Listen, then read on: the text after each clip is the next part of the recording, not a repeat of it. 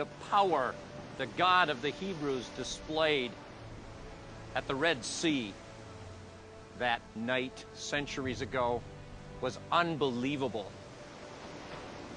And the Hebrews, as they came out of the sea and saw the power of God that had divided the sea and then returned it to its place, stood and called him their king.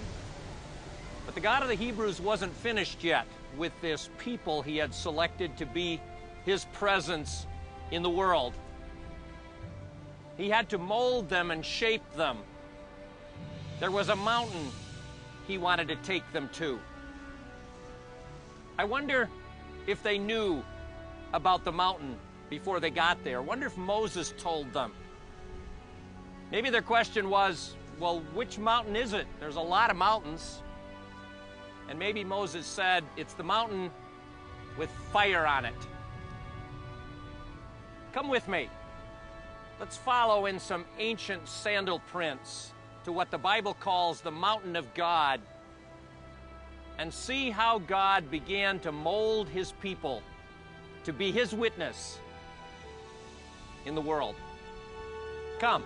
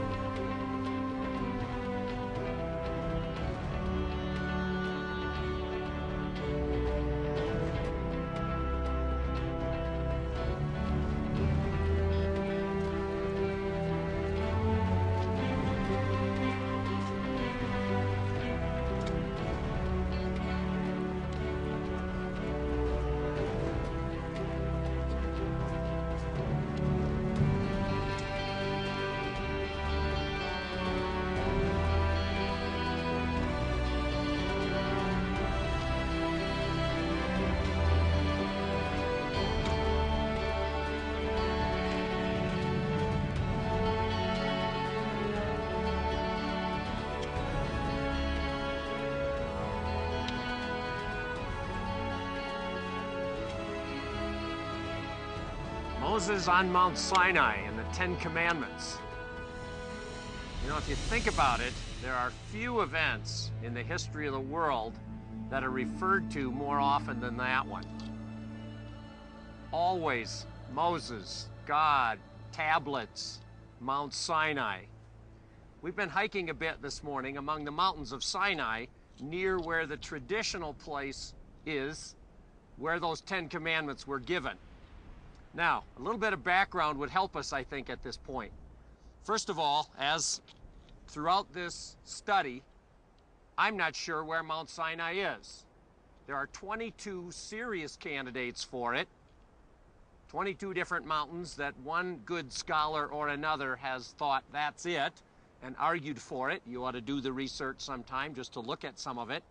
And then a half a dozen more by amateurs who have ideas from the Bible text or from their own experience. So there's a lot of places where Sinai could be.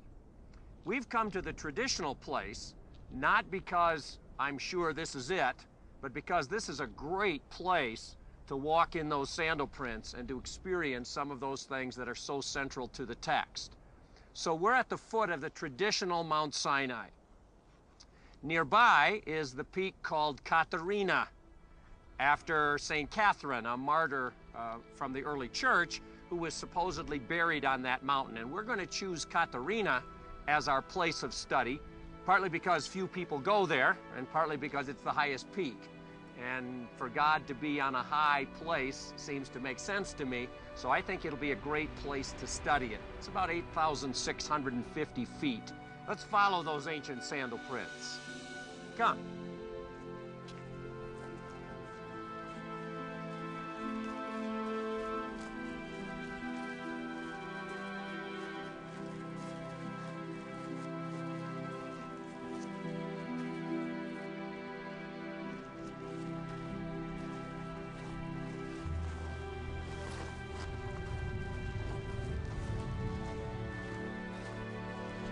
It's right here.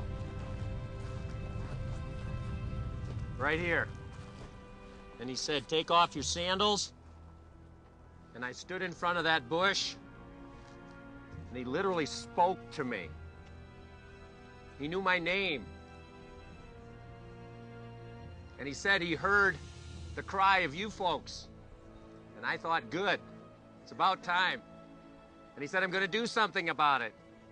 And I thought, really good, I'm glad. And then he said, you go.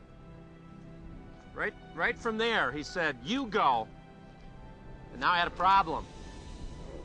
But he said he would go with me, and I would become as him to Pharaoh. That's what the voice said. And I did. It's been amazing. Now it's your turn. You have to become like him to the whole earth. So you too need to hear him speak. But imagine that morning when Moses came here the first time. Probably stopped somewhere where the burning bush was. But this time, it isn't a bush that has a fire in it. The mountain is going to be covered with fire. So think of the sights that day, a cloud hovering, the glory of God, whatever form that took, fire and thunder going on, the sound of a trumpet blasting in the background. It must have been an intense experience simply from the point of view of the sights and sounds of that moment. I can almost imagine Moses coming to a place like this. He brought Joshua part way up, walked by that burning bush and told Joshua the story, and then turned and said, Joshua, Joshua, look! There, that one! That one! That peak! That's the mountain of God! I've been here! God wants to meet with us there. You wait here. I'll be back. I'm gonna go speak with him. Come.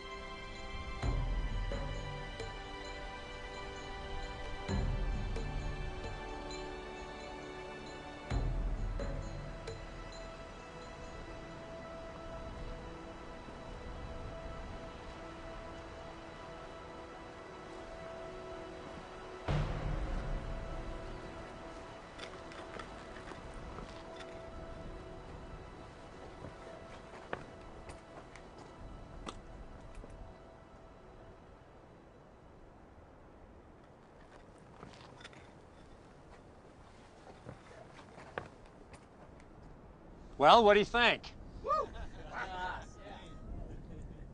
That was an amazing, amazing climb.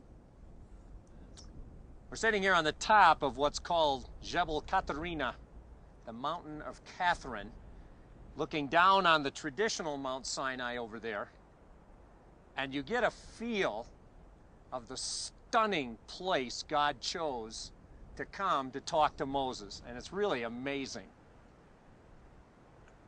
I'd like to have you think about something. That was quite a climb. Pretty amazing climb. We had a lot of fun doing it, but that is a serious climb. I'd like to have you note, your Bible says, and Moses went up to God. Now think of what's in those three words. You can't even possibly get your arms around that unless you've got some idea where it was. And even though we're not saying it's on top of this exact mountain, the idea of Moses climbing that mountain is amazing. In fact, if you look at the story, he actually made that climb at least 4 times. I like the third one the best. God said, "Come up here." So Moses did something like what we just did. Took us all morning from early. He gets to the top, and the very first words out of God's mouth are, "Go down and get Aaron." That's exactly what God says. That's the very first word he speaks. You can almost see Moses' mind going, "Well, call him, like you just did me." But I'd like to show you something. I think there's a point to all of that. If we look at the 4 times Moses made that climb, they go like this. The first time, Israel has just arrived and set up camp. And Moses went up to God. And here's what God said to him that very first time, that very first climb. He said, "This is what you are to say to the house of Jacob and what you are to tell the people of Israel. You yourselves have seen what I did to Egypt, and how I carried you on eagle's wings and brought you to myself. Now, if you obey me fully and keep my covenant, then out of all nations you will be my treasured possession. Although the whole earth is mine, you will be for me a kingdom of priests and a holy nation. Go tell Israel." In other words, he climbed all the way up here for that message. But a stunning message. I think God wanted him to see the seriousness of those 2 verses. Could have given him the whole Torah at one time. Instead, he gives him 2 or 3 verses and then says, "Go tell them." And so back Moses went, all the way down to the bottom. Assembled them, told them those words, and then God said, "Come back up." And so Moses came back with their answer. You want to know what it was? "We will do everything he commands." And God said, in effect, "Good. Go down and get them ready. Consecrate them. Give them some instructions. Don't touch the mountain." So Moses went back down and consecrated them. In fact, he adds to God's instructions. Check it out. I think he had an idea about those people, so he made them even stricter than God did. And then God said, the third time, "Come back up here." He went back up, and God said, "Go get Aaron." He went back down, brought Aaron back up, apparently, although that's really not in the text. And this time, with Joshua halfway up the mountain, he stayed up here for the entire period of 40 days. It's during that time that the golden calf incident occurs. Now, as bizarre as that golden calf incident is, you remember right over there on that mountain you can see in the far distance the double-humped one. there's a temple to Hathor, the cow goddess of fertility. If this is where Sinai was, and it's possible, they had just passed a temple to that goddess that they had known well in Egypt, and maybe they thought, well, Moses is gone. He's been showing us this God. We want another way of knowing the God who brought us out anyway. Whatever the case is, the golden calf happens during that third visit. Then Moses goes back down, destroys the tablets, cleanses them from the calf, and then comes back up again after quite a time for a 40-day period in which he's given much of the Torah. So that's the sequence of Moses' climbs. And I think the next time you teach that in your Bible study or your Sunday school class, you'll look at those ups and downs a little bit differently. My point, though, besides creating the setting for us, I want you to see that God asked Moses to play a part in this. You know, we've been talking about God partnering with people and God doing it all, but still wanting to use human instrument. God gave the Torah. Imagine. God gave the tablets. Imagine. And yet, he expected an 80-year-old man to make at least 4 climbs up a mountain like this. When you choose to follow the Lord, expect to give every ounce you've got in his service. Now, picture that up here. We were noticing on the way up how the mountains are blackened. Oddly, if you chip it a little bit, the black is only on the surface. It's not underneath on the rock. Now again, I'm not arguing that this is the actual place, but it sure gave us a great picture of that consuming fire that came down from heaven and sat on top of this mountain for 40 days in a row. Picture the glory cloud.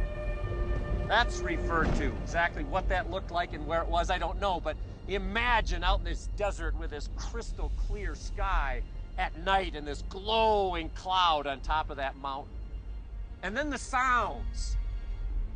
On occasion, the trumpets are mentioned, the ram's horn, and you hear that piercing sound through these mountains. And thunder. And then amidst it all, God spoke. I am the Lord.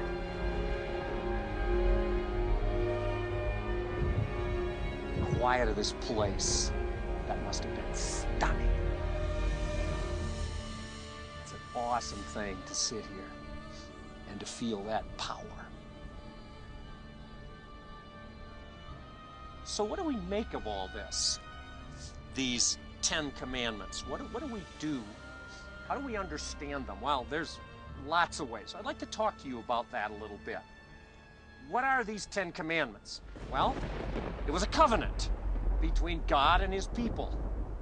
And he said, I'll make it official. Write it on tablets like they did covenants in those days. 2 tablets. They probably had all 10 commandments on each tablet. God said, here's the permanent record of our eternal relationship.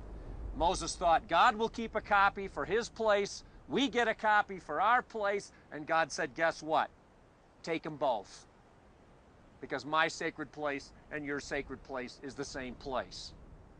That's powerful stuff. I'm going to set that aside today, as important as it is. There's another way we can look at what happened here.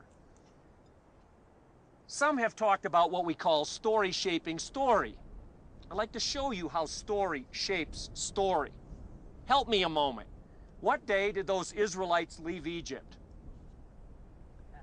Passover.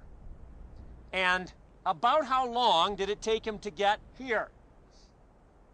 40 days. Good guess. Maybe you knew that, but you'd always guess 40 days. Now, it doesn't say that, but if you look at the months and when they left and when they arrived, it's in the vicinity of 40, which is what you expect.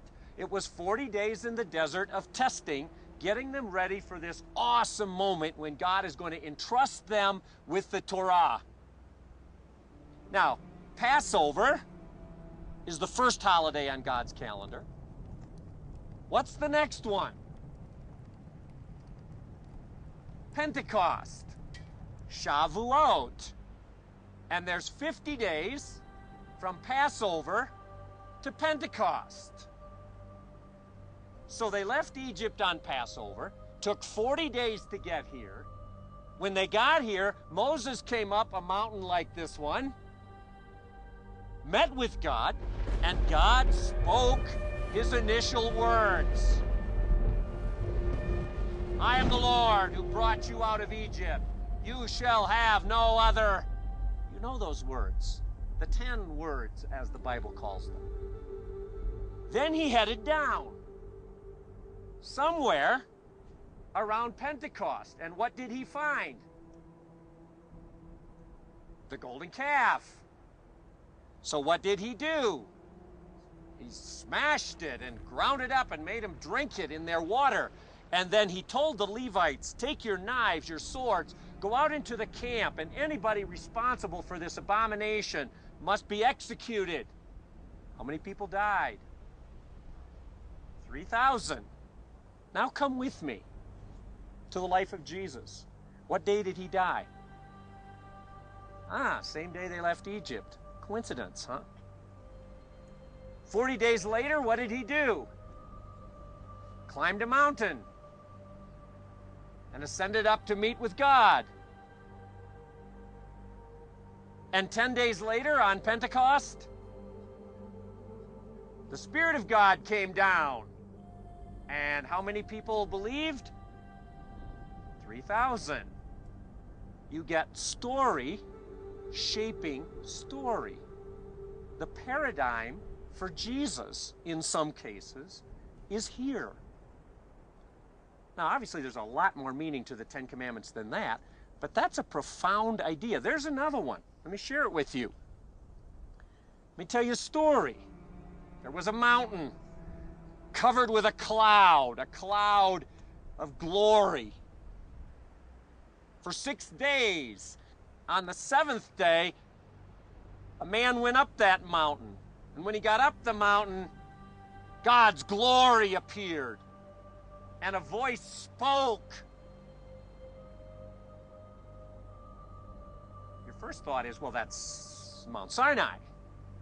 That's what it says about Moses. For 6 days, and on the 7th, God spoke. And the glory cloud is in the mountain, and God spoke out of the cloud. In fact, it says God came down and shakan, settled on the mountain. But actually, I was telling you the story of Jesus' transfiguration. After 6 days, it says, he went up on a mountain, and a cloud covered the mountain. And a voice spoke out of the cloud. God's glory appeared in the person of Jesus.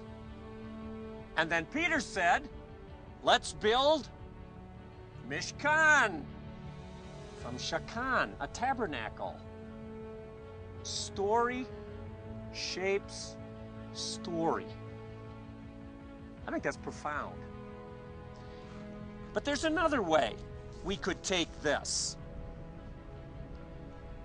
God brought them here to put, at least as far as the Jews understood it, the third leg under this kingdom that he's about. You remember the story? God made creation out of chaos. Sin entered the creation and brought it back again to chaos. The chaos first got into individuals, as it always does, and then eventually individuals got together, and that evil became a kingdom. Tower of Babel, he had to divide them up. And Israel ran into that kingdom of evil in Egypt. And God came and said, I'm going to restore it. I'm going to build my kingdom again. I'm going to take chaos and deal with it, and I'm going to bring order, shalom, back again. God's kingdom here on earth into all eternity. And we noticed it stands on 3 legs. First, the finger of God acts. Remember? The plagues and the magicians say, that's the finger, the arm of God that holds that stick. Then they stood at the Red Sea and saw God's great power and said, he is reigning! He is Lord! And we get the second leg. The kingdom of God is where God acts with power and people see it and call him Lord. And the third leg, God says, okay, I've delivered you by grace. You've called me Lord. Now, I want to show you how to make me your king. So he brought him here to Sinai, not for a dead-end Torah, but to show them how do you live for God, to restore shalom in God's world. It's no wonder that the Ten Commandments became the foundation of Western culture, because they do address chaos and bring shalom.